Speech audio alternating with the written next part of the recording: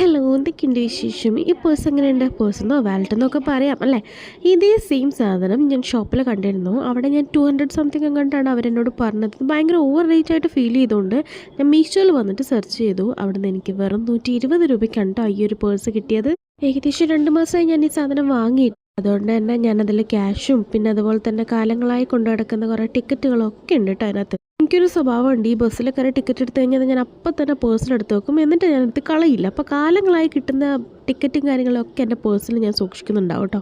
പിന്നെ നോക്കുകയാണെങ്കിൽ ഫോണ് പോലത്തെ വലിയ സാധനങ്ങളൊന്നും വെക്കാൻ നമുക്ക് പറ്റില്ല. നമുക്ക് നമ്മുടെ ATM card, pan card, Aadhaar card, പിന്നെ അതുപോലെ തന്നെ ക്യാഷ് കാര്യങ്ങളൊക്കെ വെക്കാനേ പറ്റുള്ളൂ കേട്ടോ. അതിനുള്ള ആ ഒരു സൗകര്യം മാത്രമേ ഈ ഒരു ചെറിയ വാലറ്റിലുള്ളൂ. പിന്നെ നോക്കുകയാണെങ്കിൽ ഇതിൻ്റെ സിബും അതുപോലെ തന്നെ ഇതിൻ്റെ ഡിസൈന് പിന്നെ ഇതിൻ്റെ മെറ്റീരിയൽ ഇതൊക്കെ അടിപൊളിയാണ്. ഈ ഒരു പ്രൈസിൽ അടിപൊളിയാണ്.